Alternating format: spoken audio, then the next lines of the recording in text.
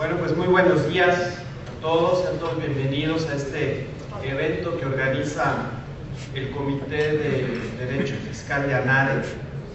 Nos da mucho gusto saludarlos esta mañana. Y antes de presentar a nuestros expositores del día de hoy, con el tema del día de hoy, quiero simplemente, de forma muy breve, comentar respecto de los próximos eventos que va a tener el colegio y a los cuales les invitamos en forma muy cordial. El día de mañana tenemos un evento bien importante, criterios técnicos de la Comisión Federal de Competencia. Este evento va a tener lugar en el ITAM a las de 8 de la mañana a 3 de la tarde y vamos a contar con grandes personalidades en materia de competencia económica, entre ellas con el presidente de la propia Comisión Federal de Competencia Económica, Eduardo Pérez Mota. Va a ser un gran evento mañana miércoles. El viernes 3 de febrero, este viernes, vamos a tener el evento La Reforma Constitucional en materia de juicio de amparo, y ahí vamos a incluir temas tan efervescentes y tan actuales como la protección a los derechos humanos, el caso Radilla, la ausencia de la ley reglamentaria y los acuerdos generales del Pleno de la Suprema Corte de Justicia de la Nación, qué rayos es el control difuso, el control convencional, cómo impacta esto y cómo cambia radicalmente el orden jurídico mexicano. A mí me gustaría volver a estudiar la carrera, porque con todo esto novedoso, prácticamente es un giro de 180 grados. Y vamos a tener como invitados nada menos que al ministro José Ramón Cosío Díaz. Este evento será de 8 a 10 de la mañana aquí en el Hotel Nico. Vamos a tener también próximamente el Foro Arbitraje 2012, en donde ANADE, junto con otras instituciones de gran renombre en materia de arbitraje, como la Canaco, el Centro de Arbitraje de México, el International Center for Dispute Resolutions, entre otros, están organizando este extraordinario evento, también en alianza con la Secretaría de Economía, con COCAMI, y este evento va a ser aquí en el Hotel Nico el 16 de febrero de este año, así es que también quedan cordialmente invitados. Y como ANADE no todo es aspectos técnico-jurídicos, aunque sí la gran mayoría, sino que también el tema cultural es importante, quiero comentarles que el Comité ANADE de la Cultura está organizando y los invita cordialmente al mejor ballet folclórico del planeta, el Ballet Folclórico de Amalia Hernández. Este evento va a ser el 22 de febrero, de 6 de la tarde a 10:30 de la noche. Primero va a haber un convivio en arriba del hotel de la Torre Latinoamericana, en el restaurante Miralto, que es una vista espectacular de toda la capital, y hora y media después, 2 horas después, cruzaremos Avenida Juárez para estar ahí en el Palacio de Bellas Artes y presenciar este espectacular evento ballet folclórico de Amalia Hernández. Estos entonces son los próximos eventos del colegio a los cuales quedan cordialmente invitados, y también comentarles que eventualmente se anunciarán eventos adicionales. Ahora quisiera desde luego agradecer y presentar a nuestros expositores del día de hoy. Tenemos al licenciado Jesús Rojas Ibáñez. Jesús, muchísimas gracias por estar aquí.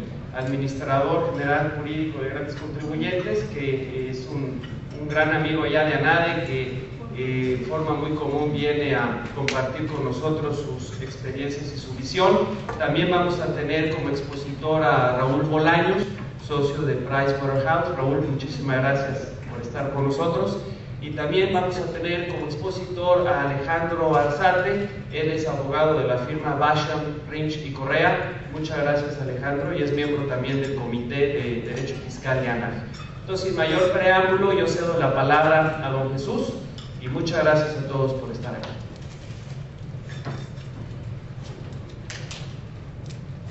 Buenos días.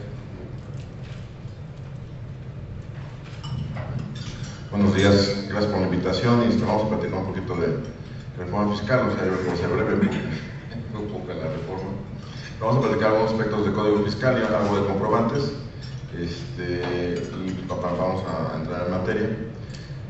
En código fiscal sí hay algunos cambios, no son cambios tan trascendentales. Insisto, creo que la parte de comprobantes es una parte importante.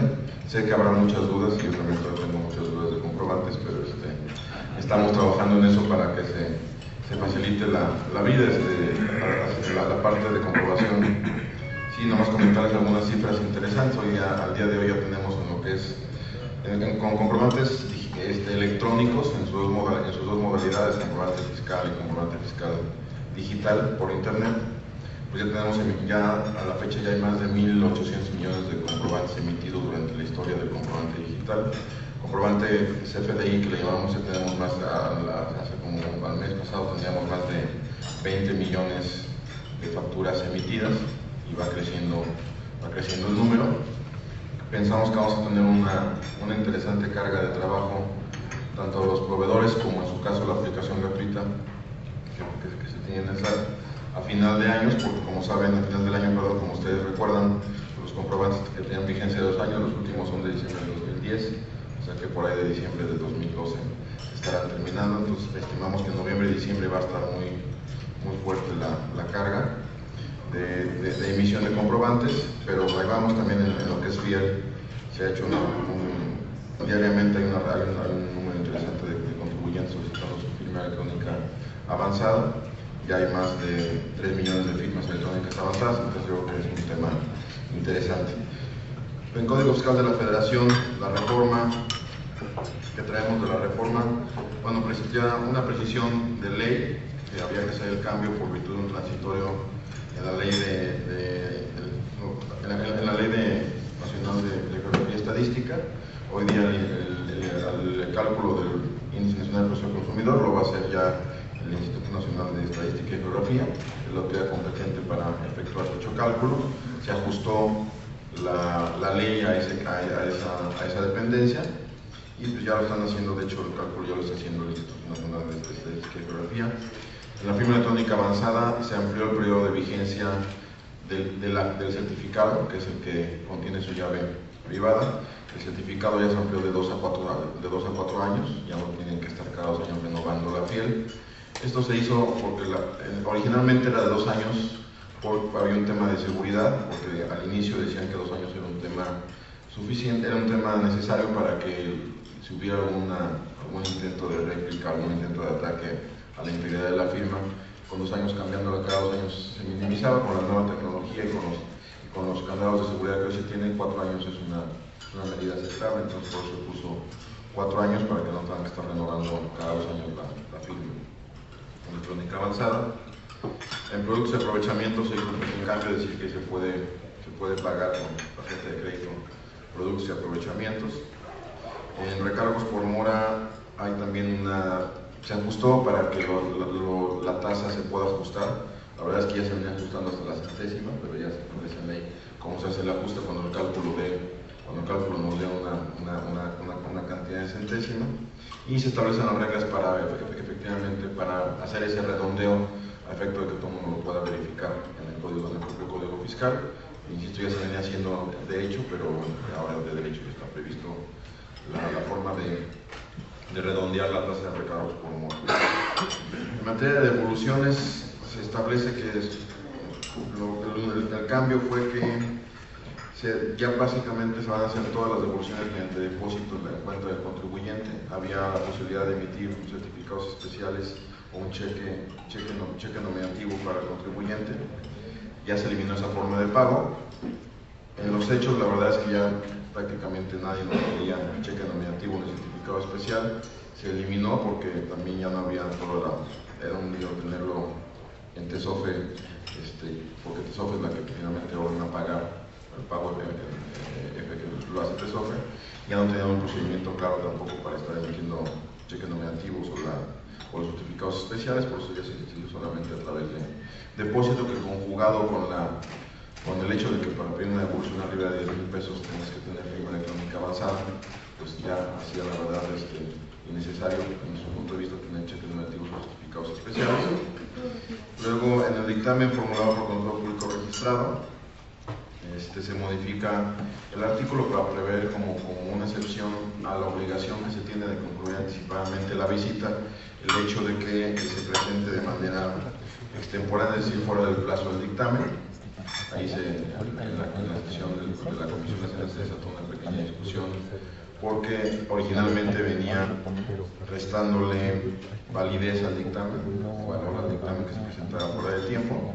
Finalmente la Comisión de Hacienda consideró que ese castigo, por llamarlo de alguna manera, era excesivo y que a cambio y que pero que sí reconocían que tenía que tener alguna consecuencia el hecho de presentarlo de manera extemporánea, porque esa es una obligación del contador que dictaminó respetar el plazo establecido para ello. Por lo tanto quedó como una excepción a la conclusión anticipada de la visita domiciliaria, presentar fuera del plazo el dictamen elaborado por contador público. En controles públicos registrados también se regularon y se pusieron en el artículo 52. Este procedimiento ya estaba en el reglamento de código, ya se señaló, ahora se pone en el Código Fiscal de la Federación los requisitos y cómo se regula los supuestos de amonestación, suspensión o cancelación del registro de control público, y se estableció un plazo de 6 meses contados a partir de que notificamos el inicio de un procedimiento de esta naturaleza a un control público.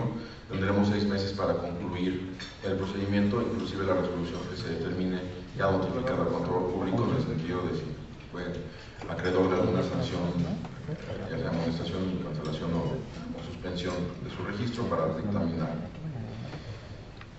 Aquí también había un poquito de discusión de que si había un plazo o no había plazo, que si era necesario o no era necesario. La Comisión de Hacienda, la verdad es que insistió en que había que poner un plazo y se puso un plazo de 6 meses. De hecho, ellos consideraban que con 6 meses era suficiente. Nosotros proponemos un plazo un poco menor, pero pensaban que 6 meses estaba bien y bueno, estamos de acuerdo con el plazo. Y en las multas, actualización de multas y cantidades, se establece que la actualización de las multas previstas en la ley aduanera se deberá efectuar conforme a las disposiciones del Código Fiscal, y se señalan las fechas en que se encuentran actualizadas las mismas y el procedimiento para posteriores actualizaciones. Faltaba de actualizar las multas de la ley aduanera, ya se prevé también que se van a actualizar. Ya está previsto el procedimiento de actualización de todas las cantidades de código y de las multas también, que básicamente es cuando la inflación rebasa un 10% en un periodo determinado. Si la inflación rebasa un 10%, se acumulan cifras y se actualizan cifras tanto de código como de las multas. Luego viene un tema interesante en materia de prescripción. Pues no sé si también hayan visto toda la discusión que se surgió. Hay un criterio emitido por la Suprema Corte de Justicia de la Nación de cuál era la prescripción de los asuntos en materia fiscal, de los delitos previstos en el Código Fiscal de la Federación. La discusión era interesante, realmente viendo el origen de este artículo, pues ya lo descubrimos que el origen era la propia prescripción que daba el Código Penal Federal en delitos que se persiguen por querella y delitos que se persiguen por oficio. En el Código Penal sí se establecía o se establece una prescripción específica para los delitos de querella, donde si hay una interrupción de la prescripción cuando el ofendido presenta la querella, tiene un año, presenta la querella o tenía 1 año y medio para o que cometió el delito, tiene 1 año y medio como para decidir qué hacer, si seguir adelante con su procedimiento o no. Durante ese lapso se suspendía el plazo de prescripción y luego continuaba. Esa misma regla se quiso llevar a código, nomás que ahí sí, cuando ya vimos de origen, cuando la llevaron a código fiscal no pusieron ese plazo de suspensión de la querella, entonces seguían corriendo paralelos. Por eso código mencionaba que 5 años para el resto de los delitos y 3 años para los que se persiguen de querella sin esa interrupción. La Corte vino a interpretar ese artículo y consideró que si durante el lapso de los 3 años nosotros encontrábamos al delincuente porque lo andábamos buscando, teníamos otros 5 años adicionales para que prescribiera la acción. Eso daba lugar a muchas discusiones. A pesar de la jurisprudencia de la Corte, había todavía dudas en los tribunales acerca de la prescripción. Por eso en la reforma originalmente enviada por el Ejecutivo se proponía una prescripción, sí bien una prescripción larga de 8 años. Sin embargo, la media aritmética de todos los delitos tipificados en el Código Fiscal de la Federación, inclusive había algunos que por media aritmética eran de 6 años. Control volumétrico trae 9 años inclusive de prescripción, si usáramos la media aritmética. Sin embargo, ese plazo les pareció demasiado largo a la Comisión de Hacienda, a los legisladores, y propusieron una redacción de ellos, de la Comisión, que finalmente se discutió, y fue que se extingue para, digamos, lo dejaron como que el derecho a formular la querella, la declaratoria de perjuicio precluye, por lo tanto se extingue la acción penal en 5 años y nos pusieron como un requisito de procedibilidad en el sentido de que tenemos 5 años para presentar una querella o una declaratoria de perjuicio, que el plazo será continuo, no se interrumpirá, y la acción penal pusieron que prescribieran un plazo igual al término medio hermético de la pena que señala el código, sin que en ningún caso sea menor de 5 años. La verdad es que en términos prácticos es de 5 años, finalmente en ningún caso que sea menor de 5 años, prácticamente es de 5 años. En los delitos con penalidad disminuida, pues nos dieron un plazo hasta de 5 años para presentar la querella. En los delitos con una penalidad mayor, pues también no la redujeron a los 5 años, pero la verdad es que eran pocos delitos. Yo creo que esta reforma finalmente lo que hizo fue poner claridad. Podrán parecer muchos o pocos, pero son 5 años claramente. Y también se puso ahí en esta disposición, insisto, que no se interrumpe y el plazo es continuo. Por lo tanto, desde que ya tampoco depende de que tengamos conocimiento del delito del delincuente, sino a partir de la comisión del delito tendremos un plazo de 5 años para enterarnos del delito y empezar, en su caso, presentar la querella y que empiece todo el proceso penal y que se interrumpa conforme a las reglas de código la prescripción, en su caso la prescripción conforme al Código Penal Federal. En defraudación fiscal también ya estaba el tipo penal, que por ahí ha habido varias notas de las declaraciones definitivas o no. Se añadió que en el caso de no presentar una declaración definitiva por más de 12 meses, siempre que se omita el pago de impuesto, se considera un delito. Ya estaba previsto para declaraciones anuales, se incluyó declaraciones definitivas porque existen declaraciones definitivas y pues el tipo sí prevé que sean más de 12 meses sin presentar la declaración y que siempre y cuando esa declaración omita o tenga un pago de impuesto que no se haya, que esté pendiente de efectuarse. Entonces esa conducta ya estaba, por ahí hubo varias notas ahí en el periódico diciendo que terrorismo fiscal, etcétera. La verdad es que ya existía, no se adecuó a la parte de declaraciones definitivas y consideramos que si los 13 meses sin el pago, pues empieza a ser un tema ya no tanto de incumplimiento administrativo, sino un tema de incumplimiento de que tipifique una conducta penal. Comprobantes fiscales, aquí también se reformó. En materia de comprobantes fiscales ha habido también algunas dudas, pero creo que es una reforma interesante. Ya se ha venido de alguna manera disminuyendo los requisitos que preveía el Código Fiscal. Sí nos dimos a la tarea de revisar tanto diferentes disposiciones, porque en materia de comprobantes estaba el Código Fiscal, estaba el reglamento de algunas disposiciones, la miscelánea y las diferentes leyes fiscales también traían alguna modalidad de repente de comprobantes. Sí pensamos que se redujeron una gran cantidad de requisitos. Algunos requisitos que se mencionan en comprobantes ya estaban previstos, aunque no de manera tan, a lo mejor nadie se acordaba de ellos.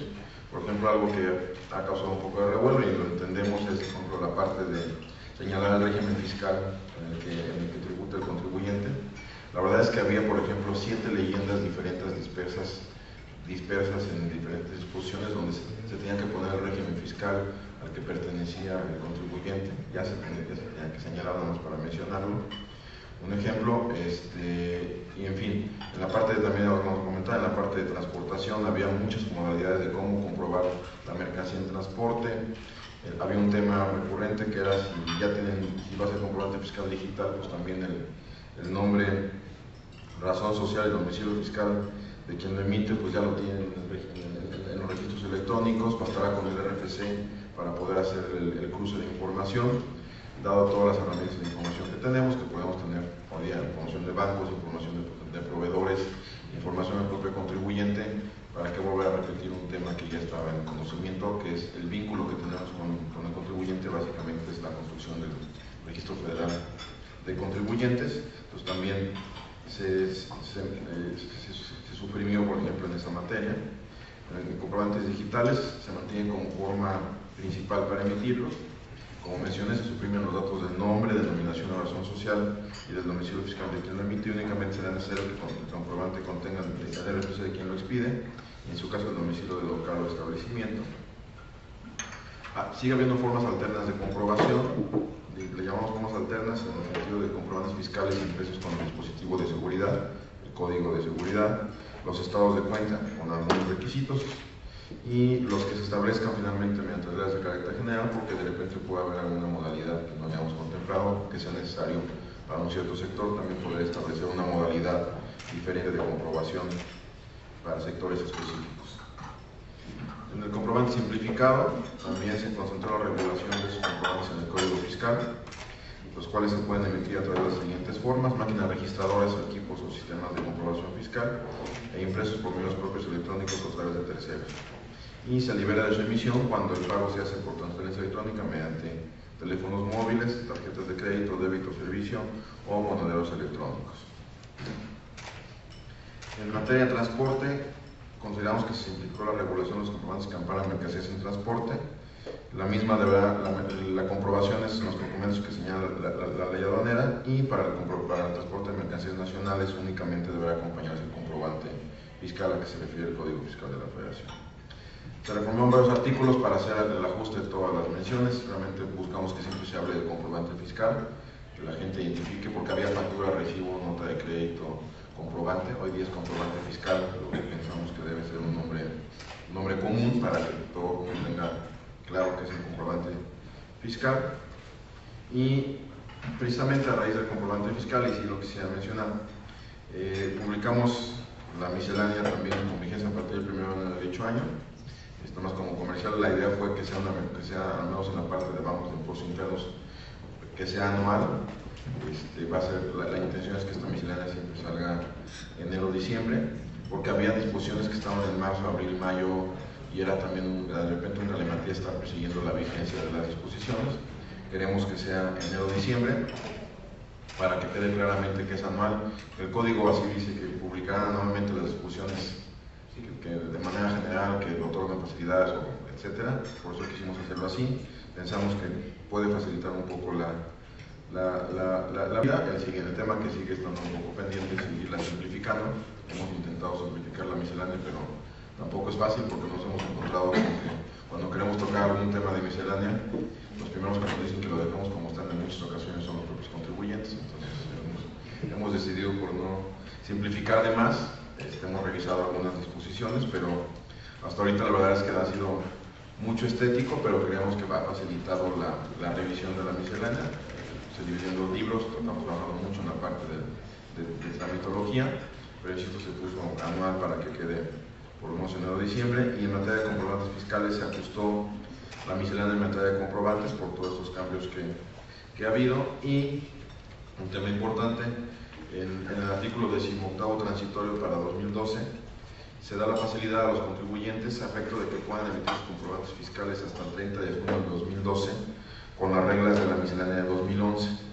Esto fue una petición de los contribuyentes. Algunos no están todavía listos para ajustar los cambios. A pesar de que pudiese ser algún cambio para simplificar, cada campo del comprobante, tanto para los proveedores de comprobantes certificados como para el contribuyente, cambiar un campo en el comprobante sí a veces significa un desarrollo tecnológico. Necesitan tiempo a veces para ajustar sus sistemas.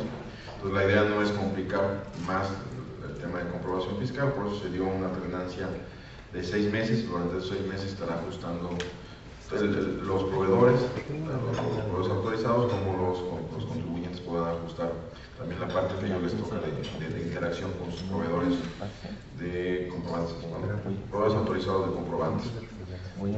Y también para que haya más comprobantes, más proveedores autorizados. Al día de hoy, nada más como comentario, hay 46 proveedores ya autorizados. Hasta ahorita el mercado está aguantando con 46, pero insisto, a finales de año pensamos que va a haber un tema y se va a incrementar el tema de emisión de comprobantes. Estamos por autorizar a más proveedores. La idea es tener 65 proveedores a fin de año.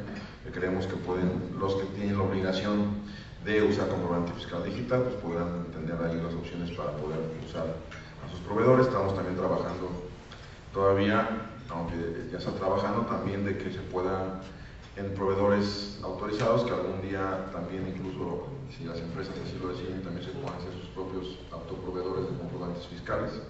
También está trabajando en eso para que sea más más fácil que también puedan tener su propia emisión de comprobantes en sus propias empresas.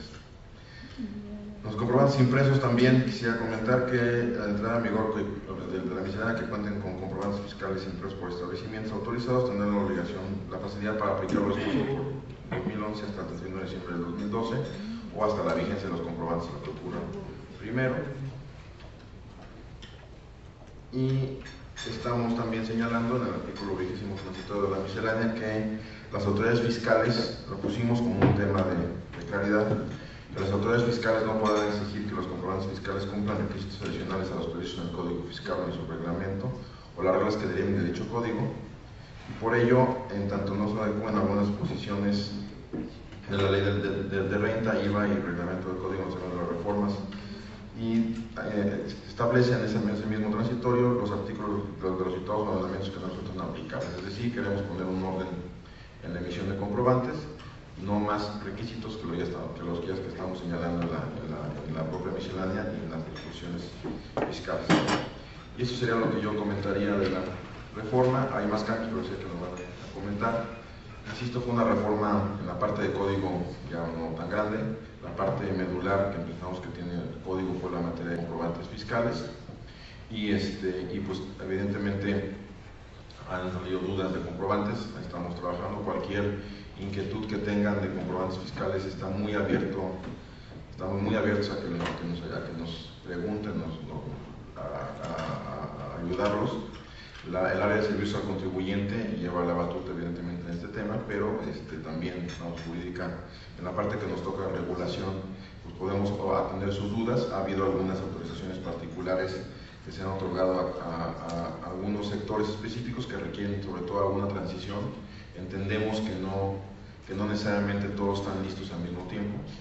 Y mientras, digamos, un poco el sentido de las autorizaciones ha sido, mientras vayan hacia el comprobante fiscal digital, no tenemos problema en darles un régimen de transición.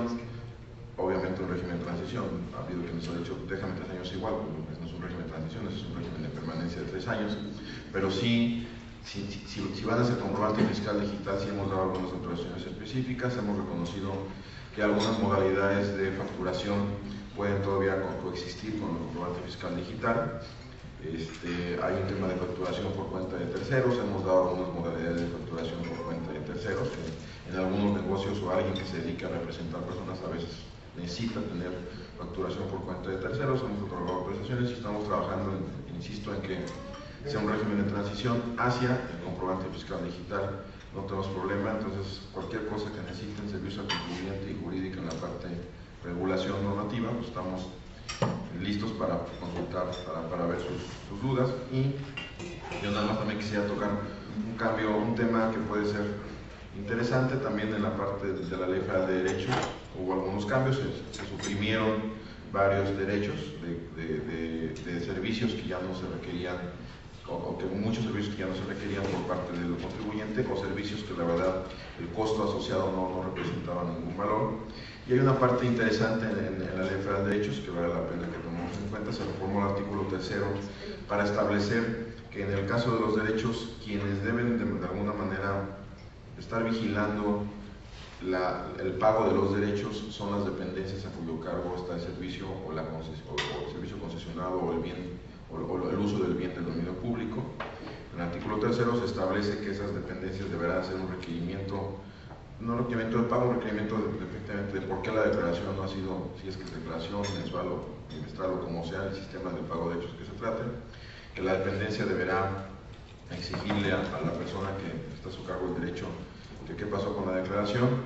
Si en un lapso de 10 días no les contestan, deberán entonces ya remitirnos ese requerimiento que hayan efectuado al particular, para que entonces ya el SAT ejerza sus facultades de procedimiento de cobro coactivo. Y algo importante, la dependencia podrá o deberá más bien rehusarse a seguir otorgando el servicio o seguir autorizando la concesión o el servicio de que se trate. Es un cambio interesante porque eso significa que a las dependencias se les da el mandato de que si no pagaron los derechos, pues lo van a tener que bajar del servicio que están recibiendo, lo cual puede traer complicaciones interesantes para las empresas que están sujetas a una concesión o a un derecho público.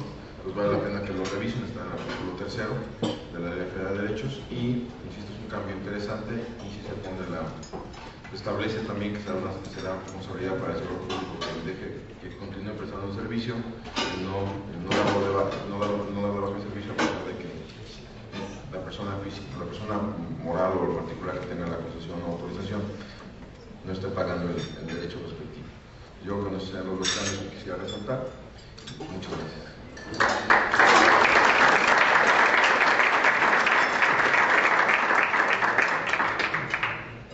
Antes que nada, buenos días a todos. Una disculpa por la tardanza, pero bueno, ya estamos acá. La dinámica que comentamos para las siguientes exposiciones, ahorita escucharemos al licenciado Raúl Bolaños, pero no sin antes agradecerle a Jesús su amable intervención y sobre todo que nos va a acompañar aquí a que termine el evento. Y lo que tenemos pensado es que al final de las siguientes dos exposiciones, cualquier pregunta o duda que tengan, con muchísimo gusto, en su caso las contestarán. Y por lo pronto, y sin más preámbulo, quiero dar la palabra al señor Raúl Bolaños, que como seguramente muchos de ustedes saben, es socio de la firma PricewaterhouseCoopers o PwC, hace un tiempo para acá, y también profesor de la Universidad Panamericana. Entonces, el señor Bolaños, donde usted guste, aquí o ahí directamente. Muchas gracias.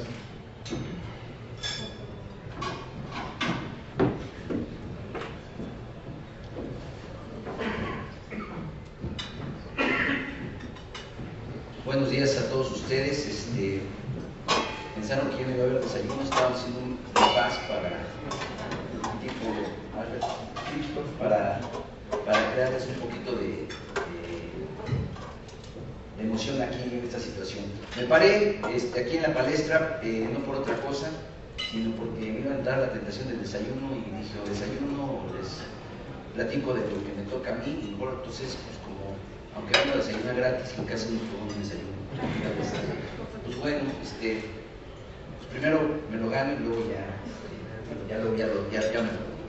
Pues bueno, buenos días de nueva cuenta a todos ustedes, muchas gracias. Es un enorme esfuerzo de varios de ustedes estar aquí, lo cual verdaderamente se agradece. En complemento, más que nada, a la exposición que amablemente nos hizo hace unos minutos el licenciado Jesús Rojas, pues yo quisiera hacer énfasis en algunas cuestiones. Voy en razón de obviedad de repetición, a no señalar ya varios de los aspectos que él precisó. Sin embargo, en algunos voy a hacer unas pequeñas acotaciones, si me permiten, y algún comentario adicional.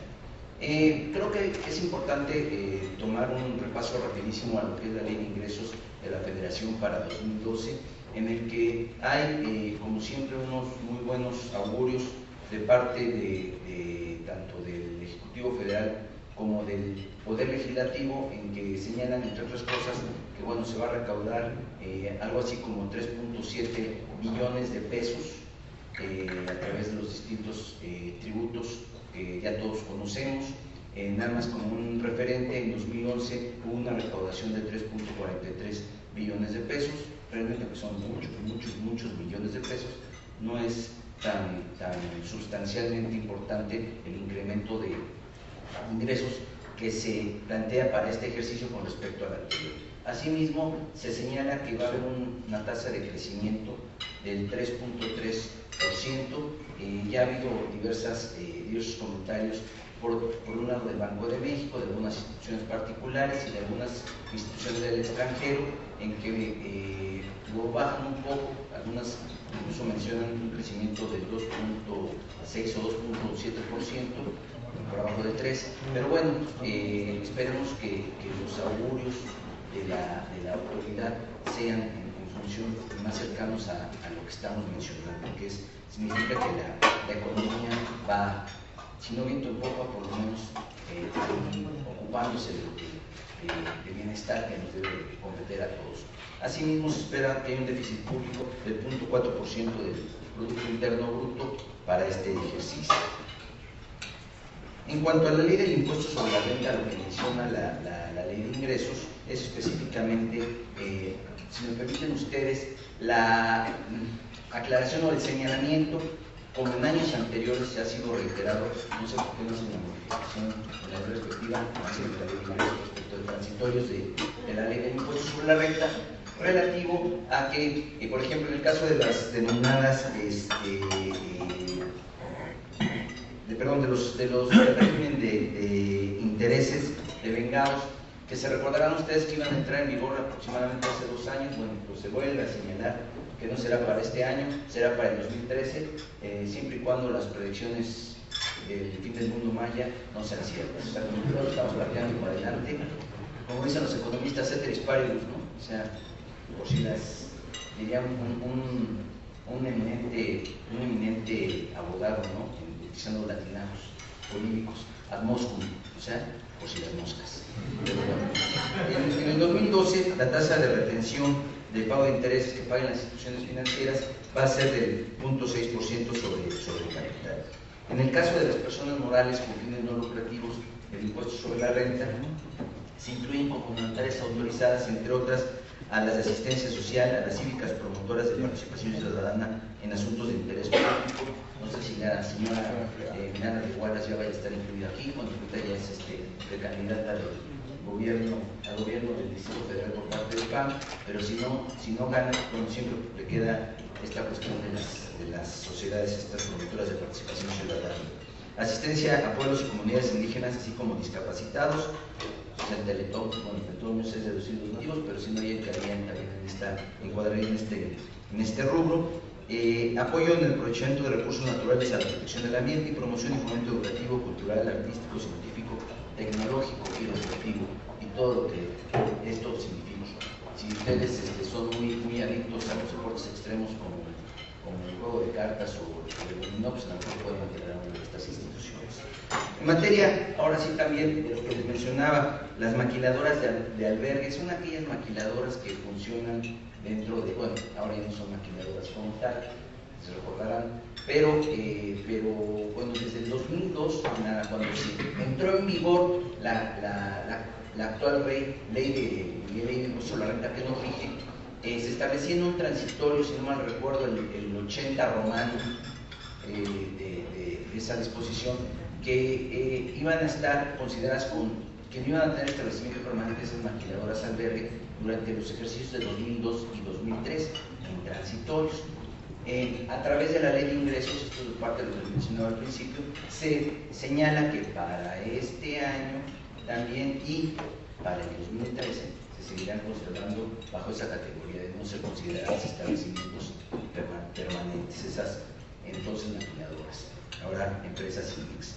En cuanto a los fondos de pensiones y jubilaciones, yo creo que es algo muy positivo esta noticia para todos aquellos que están ubicados en el supuesto que se podrá excluir de esos ingresos el ajuste anual por inflación acumulable y la ganancia cambiaria, lo cual creo que es muy loable para este tipo de personas.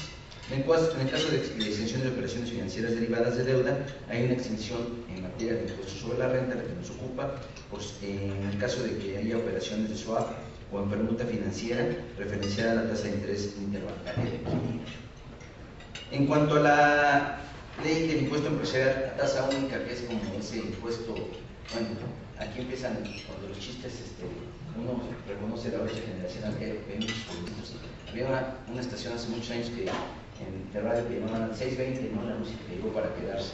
Bueno, pues este ya es el impuesto que llegó para quedarse.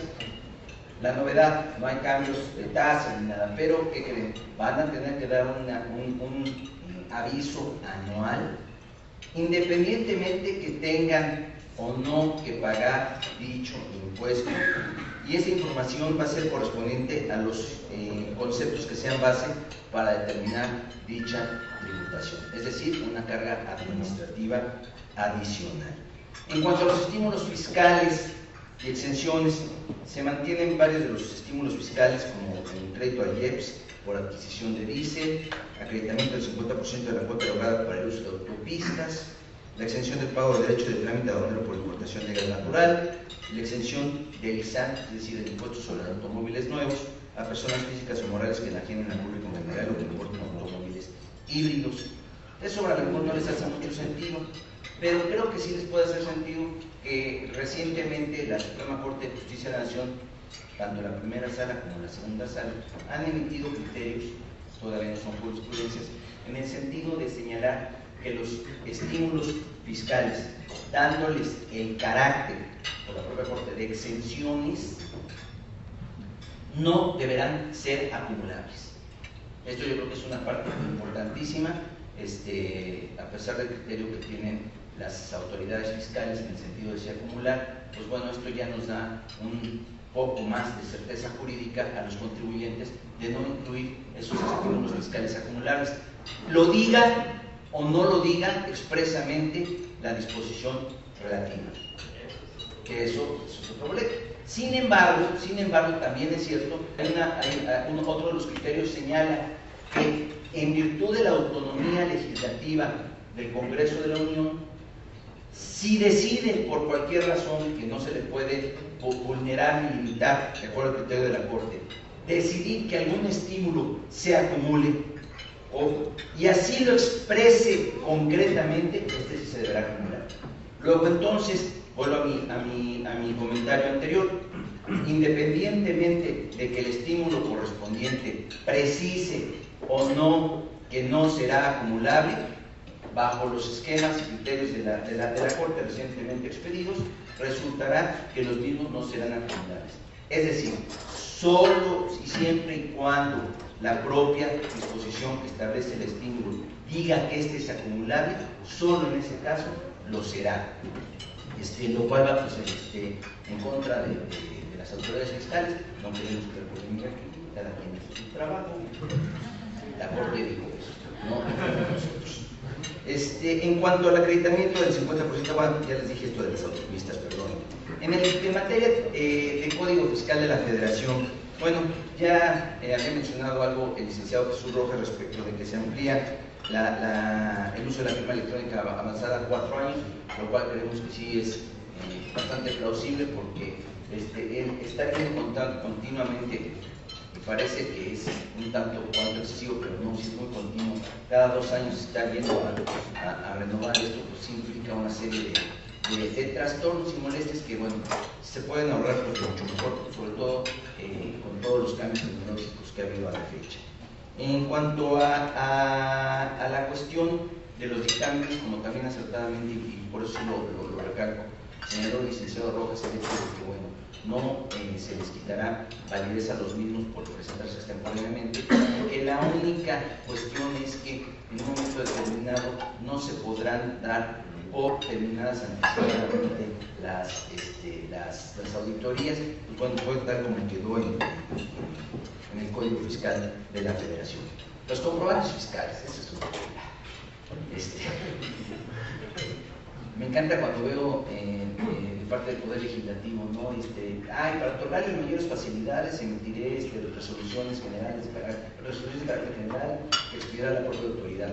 Oye, mejor déjalo así como para que no me ayude, ¿no? O sea, ya como está interesante, es toda una esquemita, creo que la mayoría de aquí somos abogados, pero lo hacíamos en el Colegio de Contadores, muy interesante, cómo viene el esquema de cómo bueno, desde que tienes que ir por la FIEL, el sello digital, expedir la nota, tienes el comprobante digital, fiscal digital, en términos generales, tendrás que expedirlo, podrás darle una impresión a solicitud, yo diría ruego, como dirían los clásicos juristas, del propio contribuyente que así te lo pida, podrás darle una impresión que emitas tú mismo, pero bueno, tendrás que mandarlo al Servicio de Administración Tributaria para que lo valide, y luego, pues bueno, dentro de los 3 días siguientes tendrás que remitírselo al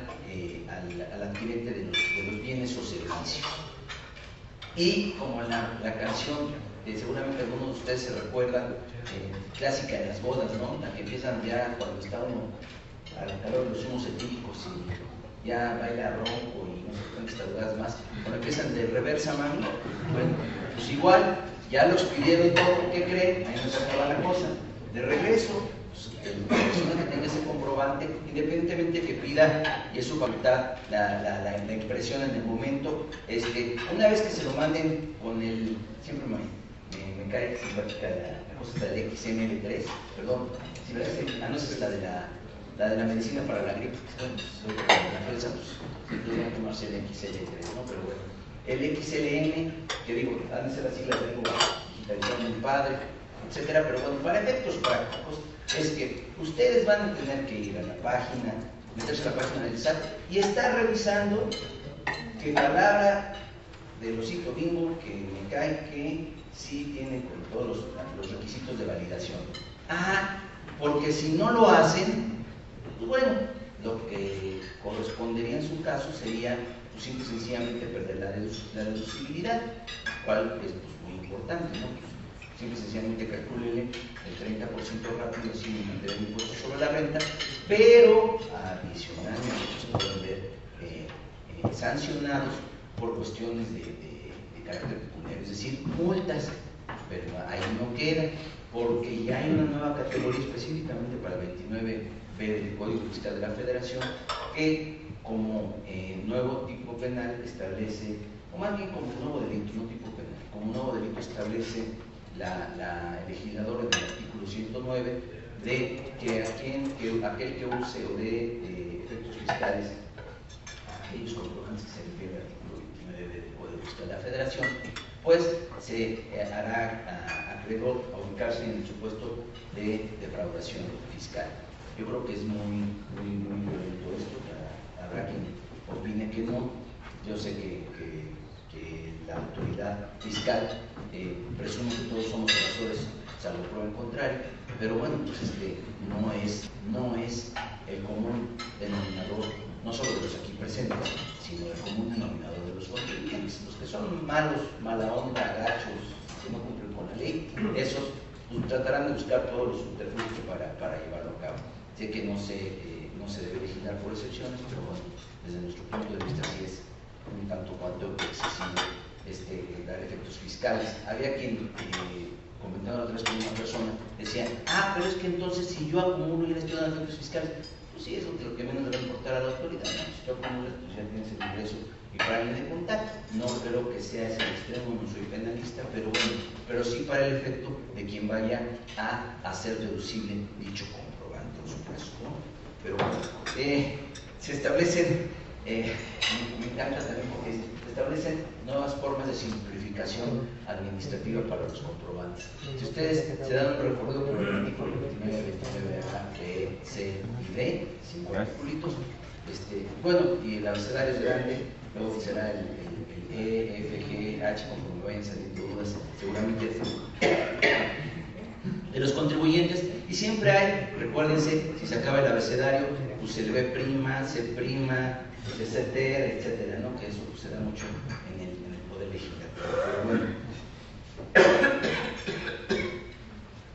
En materia de la ley del impuesto especial sobre producción y servicios, les diría salud, pero pues muy temprano, ¿no? ¿A partir de la hora? Sí, ¿verdad? Bueno, sí. Ya son las 12, ¿en dónde? Muchas gracias. Hay unas propuestas ahí para las bebidas energizantes en cuanto a acotar ciertas cuestiones, pero bueno, hasta donde entiendo se quedó en buenas intenciones.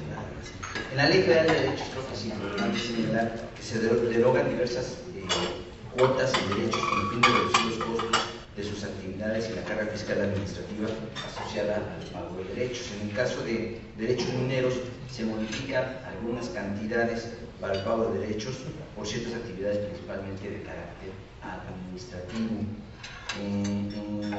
Nada más es importante mencionar que en ambas cámaras del Congreso de la Unión se propuso adicionar un derecho a la minería. No se incluyó afortunadamente esta modificación, hasta lo que hemos entendido, debido a su impacto precisamente en la inversión y en la competitividad. Y pues bueno, por mi parte es todo el cuarto. Fui como los bikinis, breve, y solo cubriendo los puntos importantes para poder desayunar. Gracias.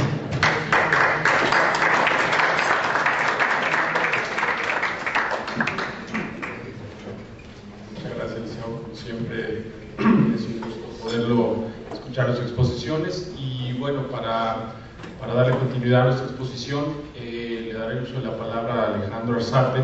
Nos hablará un poco sobre el tema de la resolución miscelánea fiscal y un tema sumamente interesante para cada uno de nosotros, en algunos casos, que es el tema de la tenencia, este esquema que a nivel federal terminó por derogarse, que bueno, ahora cada una de las entidades federativas tiene esta facultad para establecerlo, y los famosos subsidios, hablando de lo que se comentaba ahorita, en términos prácticos terminan convirtiéndose en una especie de exención, pero bueno, eso ya Alejandro en su caso nos lo comentará. Y bueno, bienvenido Alejandro, muchas gracias por estar acá con nosotros. Muchas gracias, Juvenal. Buenos días a todos. Les voy a hablar en primer término de lo que es el impuesto de la tenencia, que tuvo algún cambio. Yo creo que como todos ustedes ya habrán escuchado recientemente en las noticias, o leído en los periódicos, el impuesto sobre tenencia se originó hace, me parece, en los años 60. Su intención era apoyar los Juegos Olímpicos de 1968 que se llevaron en México. Sin embargo, bueno, fue un impuesto que aún después de los Juegos Olímpicos se quedó y continuó a través de los años. Hubo una reforma en 1980 a esta ley, y es una ley que tiene carácter federal. Sin embargo, en la misma ley se establecía que cada uno de los estados iba a recaudar la parte de este impuesto, y se iba a quedar cada estado con el 100% de la recaudación que tuviera por el impuesto sobre tenencia. En 2007 la Cámara de Diputados, o el Congreso, anunció un decreto en el cual derogaba a partir del 2012 lo que es la Ley Federal de Tenencia. Realmente no se dijeron más justificaciones, simplemente yo creo que es una cuestión, a mi forma de ver, una cuestión política, puede ser por las elecciones que va a haber durante este periodo.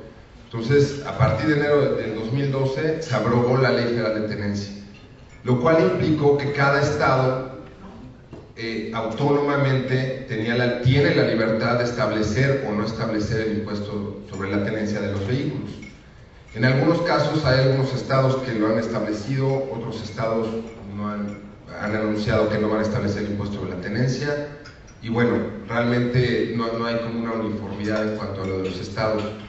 Entonces, aquí hay algunos elementos que quisiera yo simplemente recordar, tratándose del impuesto de tenencia que se estableció en el Distrito Federal, que es yo creo que uno de los más importantes, y en el Estado de México, tocar algunos puntos esenciales de lo que es el impuesto sobre tenencia, simplemente para recordar. El impuesto sobre la tenencia está dirigido, los elementos esenciales son, en primer lugar, el sujeto, que está dirigido a personas físicas y morales. El objeto del impuesto, es decir, lo que grava realmente este impuesto, es la tenencia o uso de vehículos. Siempre que en el DF, o sea, el Distrito Federal, expida las placas de circulación. Entonces, con esto se evita que es decir, que si yo traigo un coche del Estado de México, obviamente voy a pagar impuesto en el Distrito Federal, y es cada estado en donde se expide las placas de circulación, la autoridad competente es la que debe de emitir las placas, en donde se deben pagar todos los derechos, y obviamente en ese momento uno queda sujeto al impuesto de algún estado, no puede estar brincando por estados. La base del impuesto la constituye, tenemos varias bases, es decir, una vez que se aprobó la Ley Federal de Tenencia, lo que hizo el Distrito Federal fue recoger los aspectos esenciales de la Ley Federal, realmente no agregó cuestiones muy novedosas, salvo alguna que otra, pero y las incorporó en la ley, porque antes la ley del Distrito Federal, vigente hasta diciembre pasado, lo que establecía era un impuesto sobre la tenencia, pero para los vehículos mayores de 10 años. Como ustedes recordarán, la ley federal nos establecía que una vez pasados 10 años de un vehículo ya no se pagaba el impuesto. Entonces, si yo tenía un vehículo que habría adquirido en 2002, si no se hubiera aprobado la ley ya para 2012, yo no hubiera pagado el impuesto sobre la tenencia a nivel federal. Sin embargo, a nivel local sí tenía que pagar ya un impuesto mínimo, pero era lo que se contemplaba en el Código Fiscal del Distrito Federal. Ahora, hasta diciembre de 2011. Ahora se incorporaron, como les comento, todas las cuestiones de la ley federal. Entonces, la base del impuesto está dividida en varios aspectos, pero básicamente podríamos decir que son para vehículos nuevos.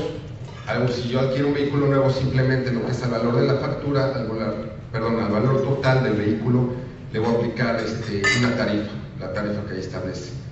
Y hay otra base para los vehículos usados, que es el impuesto, es decir, si yo tengo un vehículo usado, simplemente hago referencia al impuesto que ya había pagado en el ejercicio inmediato anterior y le aplico un factor de depreciación, porque año con año yo no pago, o ninguno de nosotros vamos a pagar la tenencia, o nunca se ha pagado la tenencia sobre una base, digamos, fija en un sentido, sino que año con año la ley nos va reconociendo que nuestro coche se va depreciando, entonces vamos pagando una cantidad menor de impuesto. Entonces, ese es uno de los conceptos de la base de los vehículos usados. Ahora, las tarifas. ¿Cuál es la tarifa que quedó para los automóviles nuevos? Bueno, varía, obviamente dependiendo del precio del vehículo, pero va desde el 3, puede ser del 3% al 19.1%.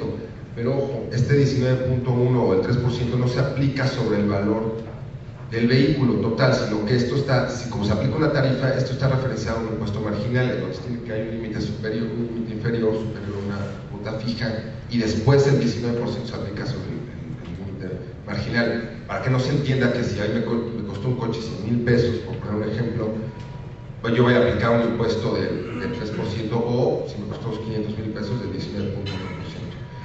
Y tratándose de automóviles usados, el factor de depreciación que les comentaba, que la ley nos va reconociendo año con año que se va disminuyendo el valor de nuestro vehículo, va desde el punto 900 al punto 500, que realmente esto representa en porcentajes es desde el 90% hasta el 50%. La época de pago, igual que en la ley federal, se establece que se va a pagar por los 3 primeros meses de cada año, al momento en que se solicite el registro o el permiso o el alta de un vehículo nuevo. Estas son las bases. Realmente quise recordar un poco lo que son los elementos esenciales del impuesto sobre tenencia, pero realmente el aspecto trascendental de este año fue que la Asamblea Legislativa del Distrito Federal estableció en la ley una disposición transitoria, que es la 24ª, en donde contempló la emisión de un acuerdo de carácter general sobre el subsidio al impuesto sobre la tenencia, y le ordenó al jefe del gobierno del Distrito Federal que expidiera en los primeros 15 días de 2012 un acuerdo en donde estableciera un subsidio. Sin embargo, en el propio Código Fiscal del Distrito Federal, a través de estas disposiciones transitorias, se establecieron las bases en las cuales el gobierno del Distrito Federal debía emitir el acuerdo para el subsidio, y son las siguientes.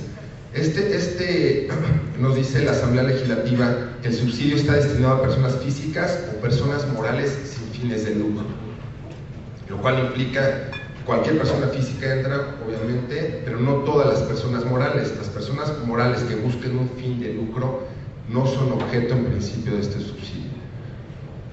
Asimismo, nos establece que el porcentaje del subsidio va a ser un 100% de vehículos con un valor de hasta 350,000 pesos. Es decir, y estos 350,000 pesos no nos aclara, entonces lo debemos entender que es sobre el total. Ustedes recordarán que siempre, si hay un traslado del impuesto al valor agregado, es decir, esto es del IVA, está el precio del vehículo más el IVA más el total. Entonces, estos 350,000 pesos se deben entender incluido el impuesto al valor agregado. Su aplicación también está condicionada, en la aplicación de este subsidio, siempre y cuando cualquiera de nosotros, como personas físicas, la vamos a poder solicitar, siempre y cuando cumplamos ciertos requisitos. El primero de ellos es haber pagado, obviamente, todas las tenencias de los años anteriores, haber cubierto, el refrendo anual de las placas que establece el Distrito Federal, y, bueno, obviamente, como ya comentamos, que el valor del vehículo no exceda de los 350,000 pesos. Y también se establece a los vehículos que se adquieran después de marzo del 2012, porque nos establece que este subsidio se tiene que hacer valer durante los primeros 3 meses de este año. Sin embargo, más adelante, si uno continúa leyendo, se establece que se puede hacer valer durante todo este ejercicio, lo cual implica que si yo cualquiera de nosotros compramos un coche en agosto, septiembre de este año, vamos a poder ser objetos de este subsidio de tenencia. Estas son las bases que se establecen en el Código Fiscal que estableció la Asamblea Legislativa. Es importante recordar esto por una cuestión que ahorita les voy a comentar más adelante. Y bueno, con base en estas disposiciones generales, el gobierno del Distrito Federal estableció, o el jefe del gobierno estableció un acuerdo general en donde establece la expedición de este subsidio, con base en lo que dijo la Asamblea Legislativa. Y básicamente lo que hace es repetir algunos puntos que establece la Asamblea Legislativa, sin embargo, en algunos puntos establece unos requisitos adicionales, que esos son los puntos interesantes, que yo creo que es conveniente analizar un poco jurídicamente la validez realmente de estos requisitos adicionales. Nos dice el gobierno del Distrito Federal que la finalidad de la emisión de este subsidio es apoyar la economía de las familias y atendiendo a la política social y progresista del gobierno del Distrito Federal, cualquiera que ésta sea, pero eso es lo que establece. Es decir, la Asamblea no nos señaló nada, simplemente estableció un subsidio y el gobierno del Distrito Federal lo limita a apoyar la economía de las familias. Llama la atención que si es apoyar la economía de las familias, ¿por qué se establece también subsidio a personas morales sin fines de lucro? Pero bueno, no es una cuestión que nos aclare. ¿Las empresas familiares? No, las empresas familiares, exactamente. Otra cuestión que nos establece el acuerdo son la definición de las personas morales. Este es uno de los primeros puntos que aquí yo creo que hay que detenernos un poco, porque como recordarán, la Asamblea Legislativa señala que el subsidio va a estar dirigido a personas morales sin fines de lucro. No nos indica obviamente cuáles son estas personas morales. El acuerdo nos está refiriendo a las personas morales sin fines de lucro, son las entendidas en el artículo 95 de la Ley sobre la Renta. Como ustedes recordarán, en el artículo 95 hay una lista de qué se considera para efectos fiscales una persona moral sin fin de lucro. Pues aquí la primera pregunta que nos queda es, ¿realmente este acuerdo, es decir, el jefe del gobierno está yendo más allá de lo que estableció en la Asamblea Legislativa? Porque la Asamblea Legislativa nunca distinguió si las personas morales sin fines de lucro son las que simplemente establecen el 95 o conforme mercantilmente o civilmente más bien las podemos conocer como una sociedad civil. Una sociedad civil no tiene fin de lucro. Entonces, conforme, si yo leo el código, la disposición transitoria, una sociedad civil sería objeto de subsidio. Si leo el acuerdo, ya no sería objeto de subsidio, porque obviamente una sociedad civil no está comprendida dentro del artículo 95. Entonces, ¿está yendo más allá o no el jefe del gobierno? Es una de las primeras cuestiones que surgen en el momento de leer este acuerdo. Otro, como les comentaba, hay requisitos para su aplicación adicionales a los de la ley, que son los de la ley, como les había comentado, estar corriente el pago de la tenencia y pagar el refrendo, simplemente. Y el acuerdo señala que además, para que yo pueda hacer, o cualquiera de nosotros podamos ser sujetos del subsidio, es cubrir los derechos de control vehicular, incluido la renovación o reposición de tarjeta de circulación.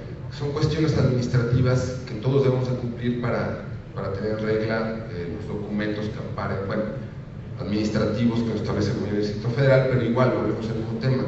Si la Asamblea Legislativa no estableció como un requisito, ¿qué pasa si yo no tengo a lo mejor algún derecho no lo he pagado de control vehicular, cualquiera que este sea, pero sí he pagado a lo mejor el refrendo? Entonces el gobierno del Distrito Federal me podría decir, tú eres objeto de subsidio o vas a pagarte la tenencia de tu vehículo, pero está yendo desde mi punto de vista más allá de lo que establece la ley. Y nos señala finalmente este acuerdo que tratados de vehículos nuevos adquiridos en 2012 también se deben de cubrir los derechos de alta en un plazo no mayor a 15 días a partir de que se compra el vehículo. Entonces igual estamos hablando de ciertos derechos que la ley o en la Asamblea Legislativa no nos estableció. En relación a todo esto, realmente aquí la parte interesante es los comentarios. ¿Qué se pudiera hacer? O algunas personas morales, pero obviamente las personas físicas no tenemos problema en el sentido de realmente cubrir el subsidio, salvo en los casos que se tenga un coche con un valor superior a los 350,000 pesos. Entonces, si estamos en ese supuesto que somos personas físicas, que tenemos un coche con valor superior a 350,000 pesos, o que somos personas morales, que no estamos en el artículo 95 de la Ley sobre la Renta, es decir, que tenemos fin de lucro para efectos fiscales, ¿qué se puede hacer? Y aquí realmente la primera inquietud surge en el sentido de que si analizamos este acuerdo es un subsidio, como lo hemos estado comentando. Ahora, el subsidio es una de las especies, es una de las formas de uno de los estímulos fiscales. ¿Se puede realmente impugnar o se puede hacer algo en contra de un acuerdo de esta naturaleza? Pues primero, para contestar a esa pregunta tendríamos que analizar o tendríamos que decir que la Suprema Corte nos ha establecido distintos criterios al respecto. Nos ha dicho, como ya lo comentaban aquí, como lo comentaba Raúl hace unos momentos, que tratándose de estímulos fiscales, siempre y cuando la Corte nos dice que deben de observar los requisitos de justicia fiscal contenidos en la Constitución, que son principios de proporcionalidad, equidad y legalidad tributaria, siempre y cuando estos subsidios o estímulos fiscales estén relacionados con la obligación sustantiva, fiscal, que es la obligación que establece, que puede tocar cualquiera de los elementos esenciales de la contribución, es decir, el objeto, sujeto, base, tasa, tarifa o época de pago. Entonces, primero que nada habría que analizar esto, porque hay algunos, se han establecido obviamente a través del tiempo distintos subsidios y los estados los establecen, y el gobierno federal también los establece, y muchos contribuyentes que no están de acuerdo, que se quedaron fuera de subsidio, van acudiendo ante la Corte a través de un juicio de amparo. Finalmente, a los tribunales federales a través de un juicio de amparo para impugnar la constitucionalidad de estos estímulos, y se ha llegado a esta conclusión. Dice, no, un momento, no todos los estímulos fiscales tienen que ser objeto o deben de guardar proporcionalidad, equidad y legalidad tributaria, sino que simplemente algunos. Entonces, los tribunales federales han dicho, en algunos casos no voy a analizar estos requisitos, no importa si me veo la equidad tributaria o me veo la proporcionalidad, pues es algo que ni siquiera voy a ver, y en algunos casos sí. Ahora, en particular, este acuerdo, desde mi punto de vista, conforme a las bases, a los criterios de la Suprema Corte, yo creo que sí es objeto de un control de los principios constitucionales en materia fiscal. ¿Por qué?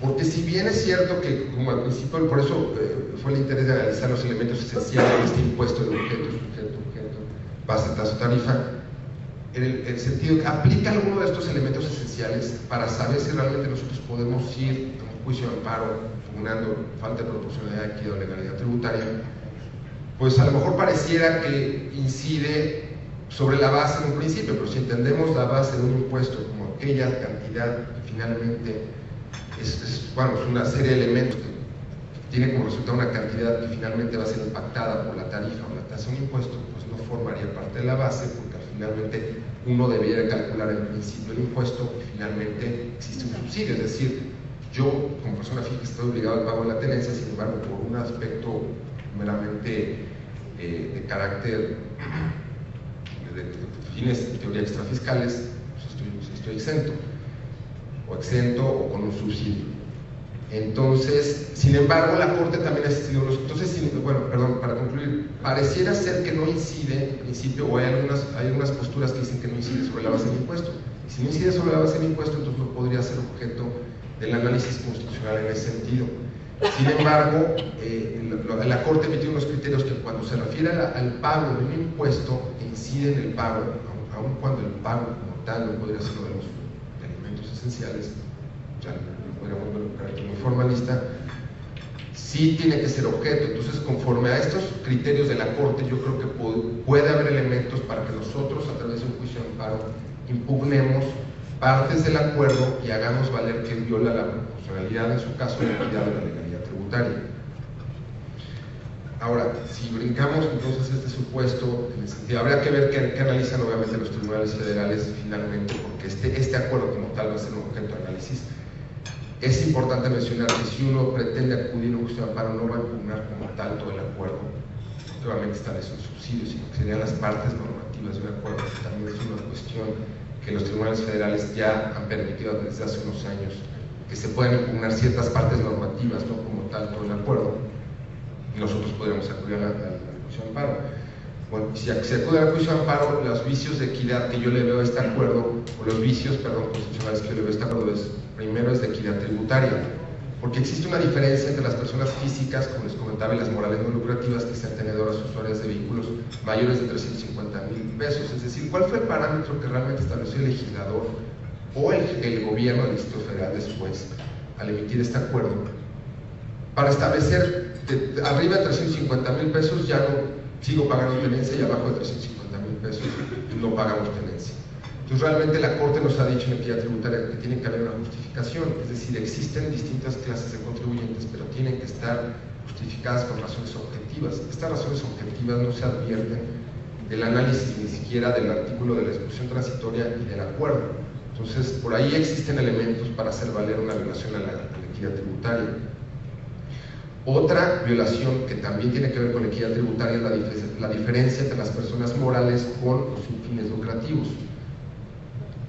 Es decir, ¿cuál fue el parámetro, volvemos a lo mismo, que se estableció para hacer una distinción entre este tipo de personas? Porque al final es entendible, cualquiera de nosotros como abogados, bueno, podríamos entender la diferencia entre una persona moral con fines lucrativos, una que busca fines de lucro y una que no busca fin de lucro. Sin embargo, esto no tiene nada que ver con el objeto del impuesto. Es decir, el objeto del impuesto, hay que recordar, es la tenencia o uso del vehículo. La tenencia o uso del vehículo no importa, lo puede tener una persona moral que tenga fin de lucro o no fin de lucro. Es decir, no es un elemento que incide en el impuesto. Entonces, por lo tanto, ¿por qué tiene que ser un parámetro para establecer una categoría de que si yo puedo obtener un subsidio o no puedo tener un subsidio? Entonces, esto es otro de los elementos. Y en cuanto a la legalidad, como ya se nos había comentado, la Asamblea Legislativa nos estableció que solamente son las personas morales sin fines de lucro. Ahí, si nos quedamos hasta ahí, podría entrar a una sociedad civil. Si vamos al acuerdo, como ya la remite el artículo 95, ya no puede entrar a una sociedad civil. Entonces, realmente creo que la ley, el acuerdo, está claramente yendo más allá de la ley y está violando el principio de legalidad tributaria. Y finalmente, también de los comentarios que sería objeto de análisis es el análisis de la legalidad, en el sentido de por qué el límite de nuestros 150,000 pesos, que volvemos al mismo principio. Tiene que existir un parámetro para saberlo. Puede ser porque de repente un día se despertaron los asambleístas del Distrito Federal, los legisladores o diputados, en el sentido de decir, pues 350,000 nos parece razonable, ¿por qué no 300,000? ¿Por qué no 400? ¿Por qué no 500,000? Entonces, el Corte simplemente ha señalado que estos parámetros sí son objeto del control constitucional, ¿sabes? Y en ciertos casos, precisamente para evitar esta arbitrariedad, evitar que un funcionario de repente algún día se levante y diga, bueno, a mí se me ocurrieron 150,000, pues yo creo nada más.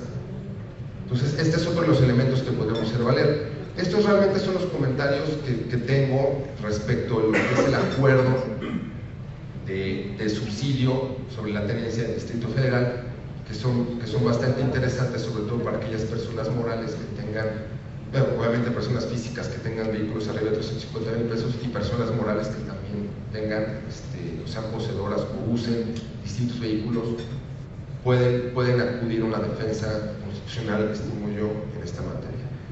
Ahora, finalmente, bueno, tratamos de este tema nada más brevemente para mencionarles. El Estado de México, como les comentaba, ya es localmente, cada estado ahora debe decidir si cobra o no, si legisla o no el sentido de la tenencia.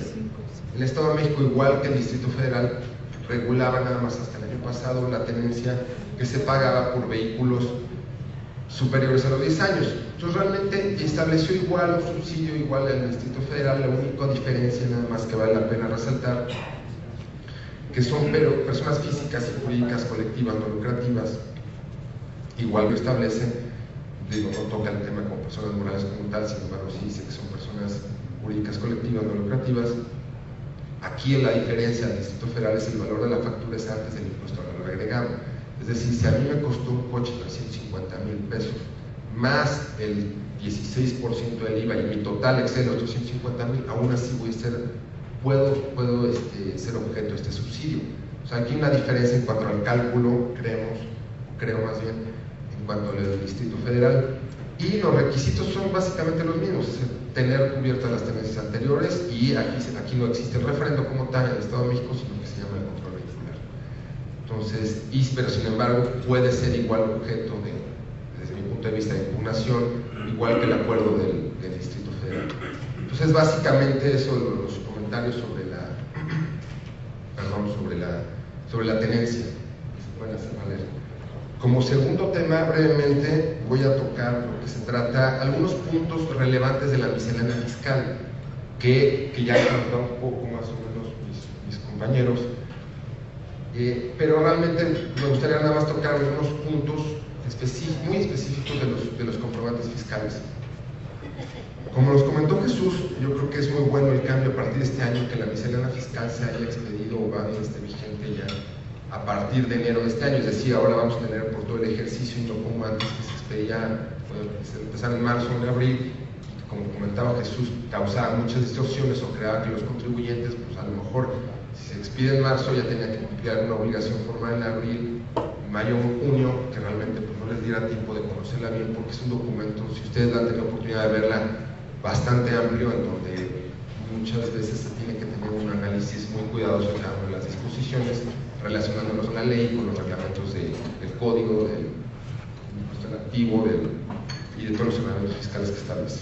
Pero bueno, para irme de forma rápida aquí, les señalo nada más en cuanto a lo de los comprobantes fiscales, que nos establece, hay una parte, el artículo 29, fracción sexta del Código Fiscal de la Federación, en cuanto establece que los contribuyentes que estén obligados a expedir comprobantes fiscales tienen, así señala literalmente, lo cual el artículo dice, cumplir con las especificaciones que en materia de informática determine el Servicio de Administración Tributaria mediante reglas de carácter general.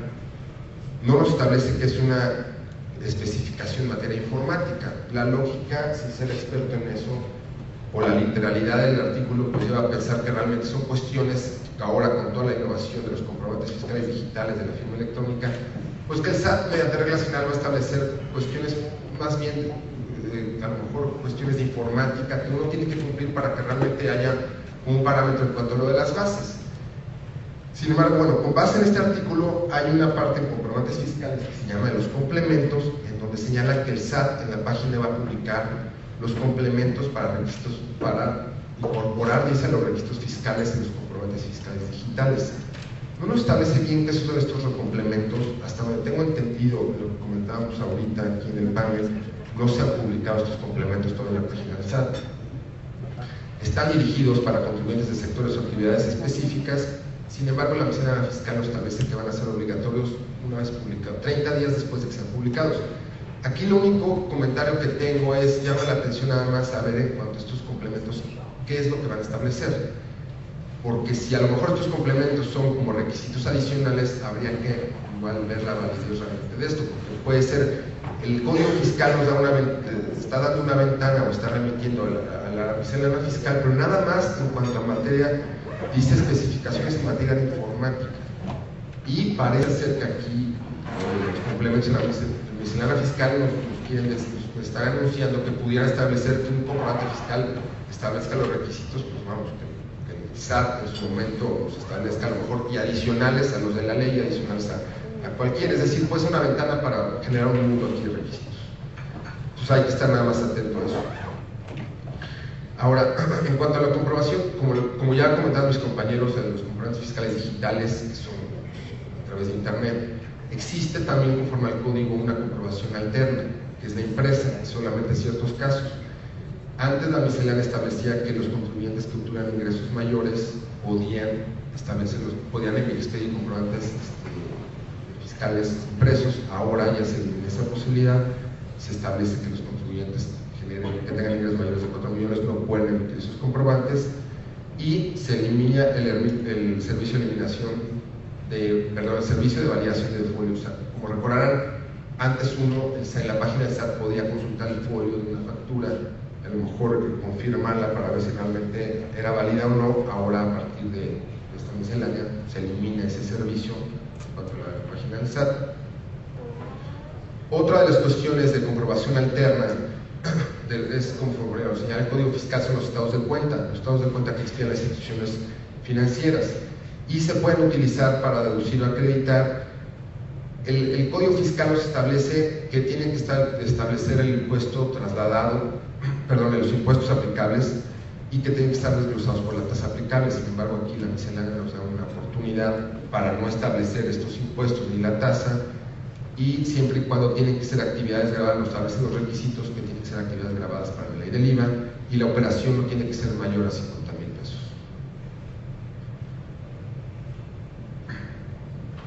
Otra forma alterna de comprobación conforme al código son las facilidades administrativas, que son, es decir, lo que el SAT, a través de la miscelánea, el SAT nos establece ciertos sectores, como comentaba igual Jesús, que se entiende proteger, en donde van a decir, bueno, si tú eres un sector, tú puedes expedir este tipo de comprobantes cumpliendo esos requisitos, y va a ser obviamente como un comprobante fiscal. Entonces nada más vale la pena, en cuestión de estos comprobantes, facilidades administrativas, señalar que se pueden expedir, o son comprobantes fiscales, las formas o recibos oficiales para el pago de contribuciones, productos, aprovechamientos federales, estatales o municipales, cualquier escritura pública o pólizas de operaciones que se expidan ante fedatarios públicos, los boletos del pasajero, los llamados e-tickets, notas de cargo que expidan en líneas aéreas, en transporte terrestre, o cualquier medio de transportación nos sirven como medios de comprobante fiscal.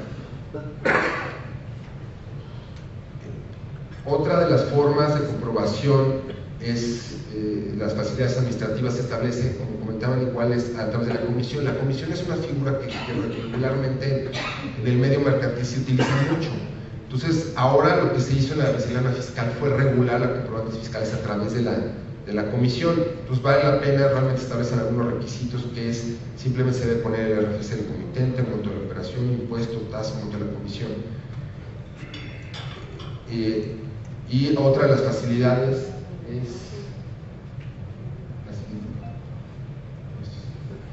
es de los residentes, igual de las facilidades de comprobación alterna de los residentes extranjeros. Entonces nos establece ciertos requisitos. Simplemente ya lo voy a mencionar por cuestión del tiempo, porque me quedan 3 minutos. Entonces, pero es importante simplemente que sepan que está en la miscelánea y los requisitos. No tiene mayor lógica en el sentido de que pues, poner el nombre, el RFC o algunas cuestiones o datos esenciales que todos los comprobantes prácticamente deben de cumplir. Otro de los tipos son los comprobantes emitidos por residentes en el extranjero sin establecimiento permanente, en donde se debe poner el valor unitario, el número de cuenta predial, tratándose de uso o temporal de bienes, y solamente aplica en este caso este tipo de comprobantes para el otorgamiento del uso o temporal de bienes solo cuando se realiza en México conforme o en términos de la ley de impuesto al valor agregado. Ahora, en cuestión del dictamen del contador público, la miscelánea realmente nos señala un cambio de las fechas en cuanto a la presentación de este documento, y nos dice que quienes no ejercieron la opción del decreto de facilidades administrativas o manifestaron su opción para dictaminar los estados financieros, tienen que estar obligados a la nueva calendario que se establece aquí, que va desde el 15 de junio, en algunos casos, dependiendo del RFC, al 30 de junio, la presentación. Y se establece que las sociedades controladas deberán enviarlo más tardar el 15 de julio del 2012. Eso es básicamente los puntos más importantes de la miscelánea. Hay otras cuestiones, pero por el tiempo, por ejemplo, que es lo que se debe tocar, que es lo que se resalta más, y lo más importante que lean ustedes es la parte de los comprobantes fiscales, es el cambio sustantivo que tuvo el Código Fiscal de la Federación este año. Gracias.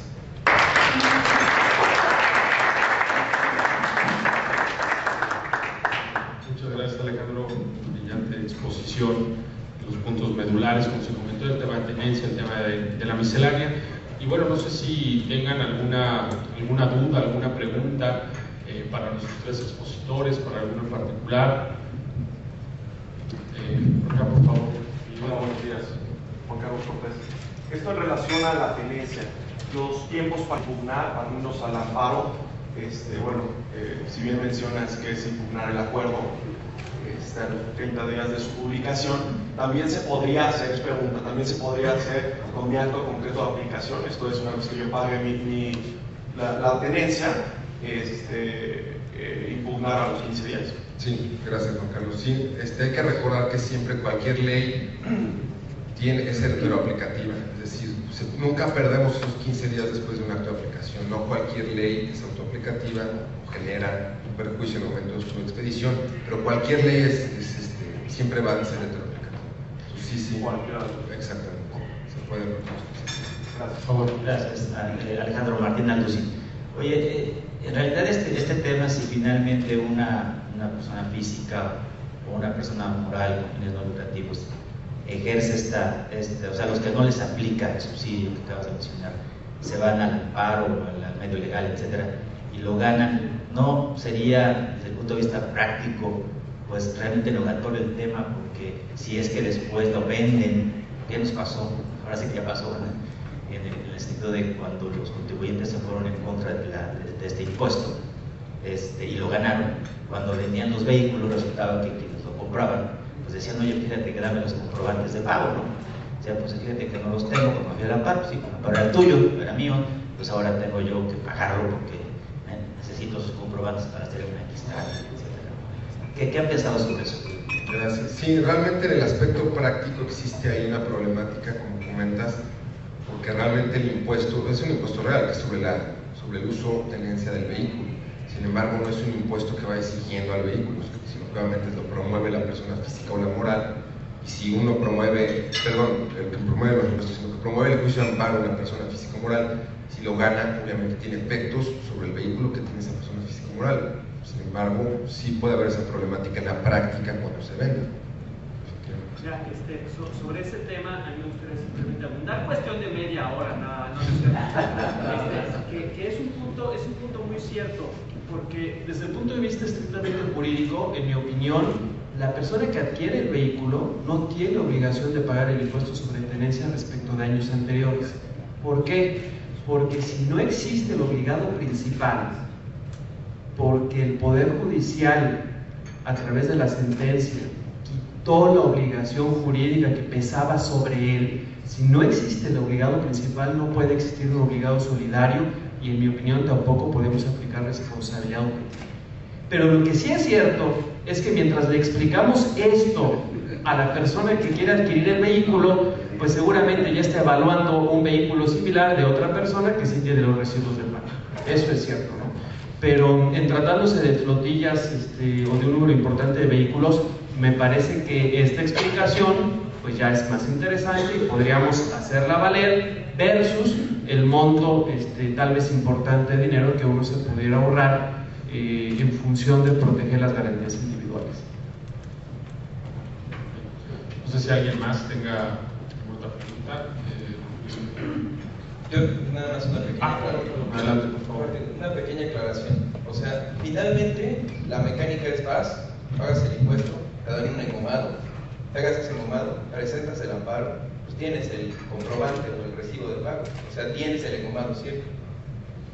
Sí, pero de los años siguientes. De los años siguientes presentas el amparo el próximo año, tienes el pagas. Si la ley no se modifica, no presentas un nuevo amparo. Ya estás, digamos, no estás obligado a cumplir con la norma hasta en tanto no se modifica. Sería, digamos, de un año y medio. No, sería continuo hasta en tanto no se modificara la ley, pero el efecto práctico nocivo que comentaba Martín, sí, habrá que evaluarlo. Por allá atrás y después le llamo Pasquel. Por favor. Bueno, Alejandro, buenos días. Oye, a mí me quedaron dos dudas. La primera que comentabas respecto de personas físicas sin fines de lucro, así viene el texto normativo. No, son personas físicas, todas las personas físicas y personas morales sin fines de lucro. Y la segunda duda, personas morales sin fines de lucro, no hay una definición concreta de qué debes entender.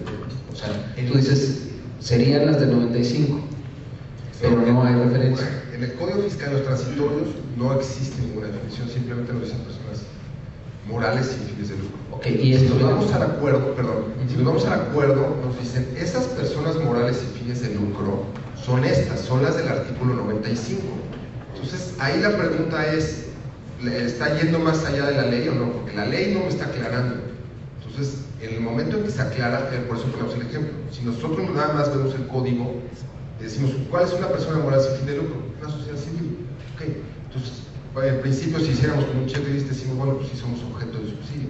Nos vamos al acuerdo, y como ya el acuerdo nos remite al 95, pues ya alguna sociedad civil ya no entra dentro del 95. Entonces, ¿qué tan válido es que es decir, la Asamblea Legislativa del Distrito Federal haya establecido que es el órgano facultado para establecer o dar las bases del subsidio, no haya distinguido y el jefe del gobierno lo esté distinguiendo? Ok, gracias. Gracias. Gracias. Yo tengo una pregunta para Raúl Bolaños. Se refirió rápidamente al aspecto de la modificación en cuanto a las jubilaciones de seguro social. ¿Esto quiere decir que ya queda, ya no se grava el impuesto? ¿O en qué consiste? Si podría profundizar en qué consiste esta modificación. Sí, licenciado Pasquel, muchas gracias. Es nada más respecto de, no de cualquier tipo de jubilación o pensión, pero en respecto de la ley del impuesto sobre la renta. Viene la ley de ingresos precisando que ya no les será aplicable ni la ganancia inflacionaria, la acumulación declaración por esta, ni tampoco, en su caso de las pensiones que se reciben en el extranjero, la cuestión de ganancia cambiaria. Va en ese sentido. Pero sí sigue siendo grabada entonces, sí. No solamente se toma estas... Pero nada más esas partes ya no serán integradas para su trabajo. Ok, gracias. Lo que exceda también, por supuesto. Lo que exceda en la parte sí, hay un excedente, sí. Sí, buenos días, Graciela Colín. Una pregunta respecto a comprobantes fiscales. Por ejemplo, una persona física con actividades empresariales que rebasó sus ingresos el año anterior, pero aún tiene comprobantes impresos que se vencen casi a finales de este año. Aunque tenga esos comprobantes, ¿tiene obligación ya en este momento de expedir comprobantes digitales? O bueno, no. Se puede esperar hasta que se le venzan. Hasta que se le venzan. Sí, hasta que se le venzan. Bueno, aquí, que lo diga él, por favor. Hasta que se acaben, precisamente. El tema es que esperamos que en noviembre y diciembre va a haber, tenemos que ver mucho más gente usando ya. Obviamente todavía está el límite de más de 4 millones de pesos, pero si tienes comprobantes impresos, otra vez puedes seguir usando. Pues, muchos negocios todavía están usando los comprobantes impresos, sacamos su stock, pero insisto, en noviembre y diciembre vamos a ver que va a haber mucho trabajo para tratar de comprobación electrónica, pero podemos seguir usando hasta que se acabe. Pero lo máximo es diciembre de este año. Bueno, si ya lo dijo, perdón, si ya lo dijo Jesús, ya cualquier santo. Ok, bueno, pues antes, tiene una la última, porque si no... Gracias. Es una duda también de comprobantes fiscales.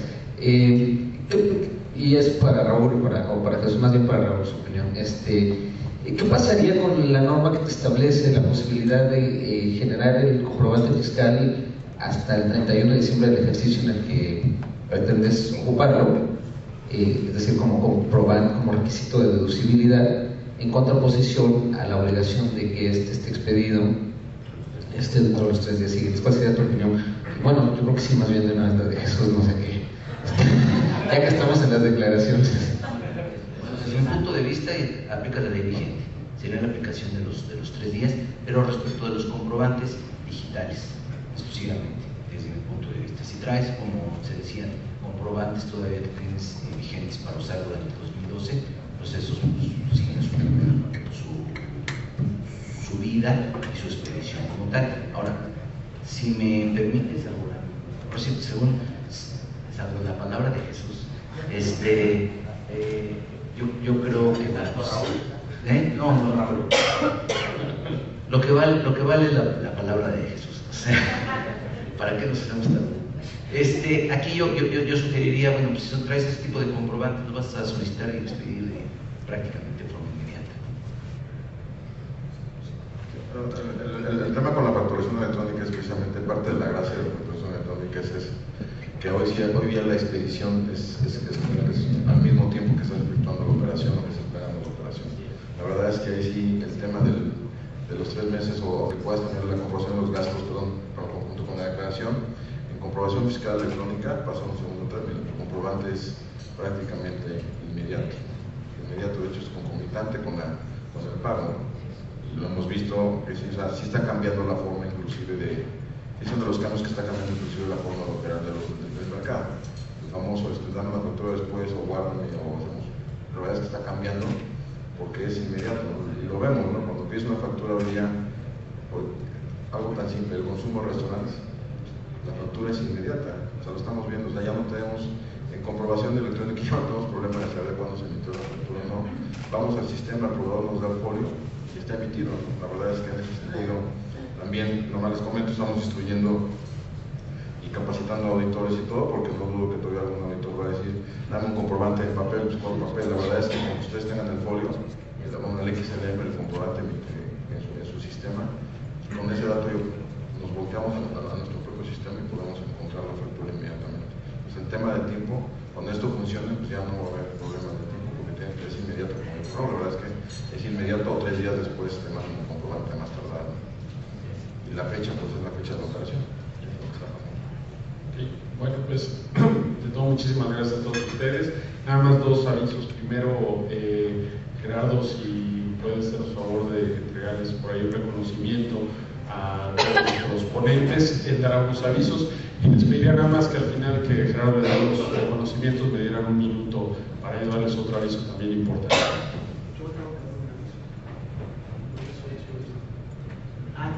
Ok, ya entendí. Bueno, muy bien. Pues muchísimas gracias a los tres expositores. La verdad es que fueron